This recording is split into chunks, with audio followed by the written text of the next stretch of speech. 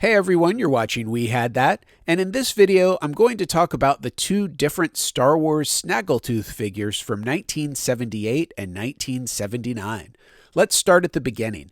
Kenner's Star Wars figures sold very well as soon as they were made available. So well, in fact, that more figures of new characters were added as quickly as Kenner could get them out. Cantina aliens seemed like a good choice for some new figures, so 4 of them were thrown together with poor photographic source material, which meant that the original 4 Cantina aliens didn't look much like the characters that they were supposed to represent. But Kenner was in a hurry to get more Star Wars toys on the shelves, so these 4 figures ended up being packaged in the Sears Cantina Adventure playset, which was pretty much just a piece of cardboard folded at a 90-degree angle to form a floor and a wall representing the area just outside the Mos Eisley Cantina. The 4 aliens were also sold in plastic bagged 2-packs, also at Sears.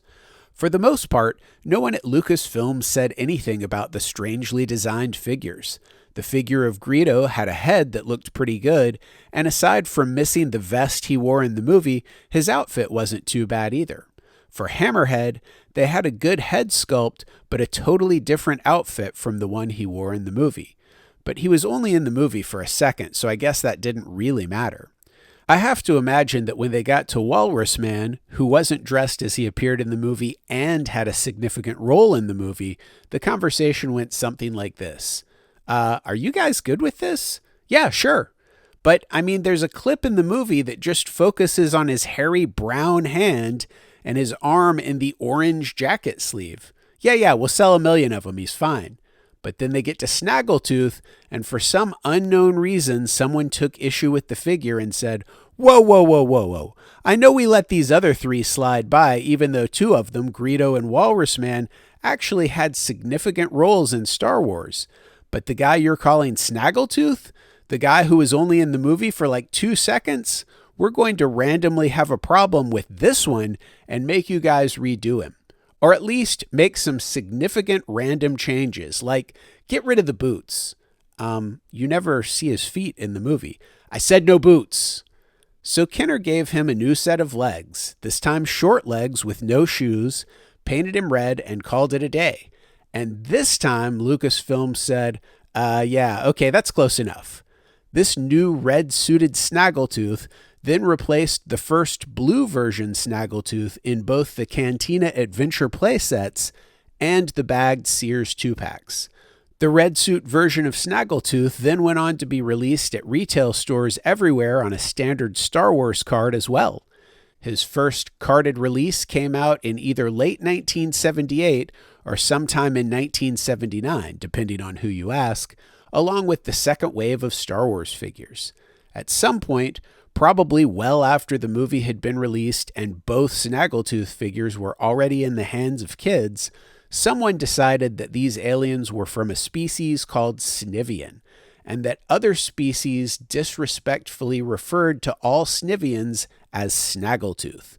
So Blue Snaggletooth and Red Snaggletooth are both Snivian aliens. You can have both figures in your collection, and they're just different characters, not 2 versions of the same character. And the blue one was never even in a Star Wars movie. Back to our discussion of the figures during the 1970s, on November 17th, 1978, the infamous Star Wars Holiday Special aired on television. In the cantina scene of the holiday special, the bartender, played by B. Arthur, spoke to a red-suited Snivian, and in that scene, she called him Zutmore when addressing him. This particular Snaggletooth alien looked a lot like the red-suited Snaggletooth action figure. So I'm pretty convinced that Zutmore and the red-suited Kenner figure are the same character. Interestingly, I've read both that Zutmore was specifically based on the red-suited Kenner Snaggletooth figure, and I've read that the red-suited Snaggletooth figure was based on Zutmore from the holiday special. I don't know which one's true, especially with all the conflicting information about exactly when the second wave of Star Wars figures arrived in stores, but I lean towards believing that the holiday special was shot and the promo photo on the card was taken before the figure was redesigned. Either way, it's pretty clear that the photo on the front of the Snaggletooth card is of Zutmore from the holiday special and not of a different Snivian from the cantina scene in Star Wars, or anywhere else for that matter. All of this was happening in the 1970s when we couldn't look things up on the internet and there weren't a bunch of Star Wars reference books to clarify anything like we have these days. We were just kids, actually playing with the toys. Now, to make things even more confusing, ever since the 1990s, figures of Snaggletooth have been released under the names Zutton and Tequil. So at this point, it's actually very difficult to keep track of who's who and what's canon. I've read that this character, or at least one of these characters, I'm not sure which one, is female. Zutmore was played by a male actor, if that counts for anything, and I've always thought of both vintage 70s Snaggletooth figures as male. Regardless of any of this information since the 1990s, the name Zutmore was spoken in 1978 in the Star Wars Holiday Special, so I'm going with Zutmore as the official name for the 1970s Kenner red-suited Snaggletooth. As for the blue-suited Snaggletooth, he's just a blue Snaggletooth to me.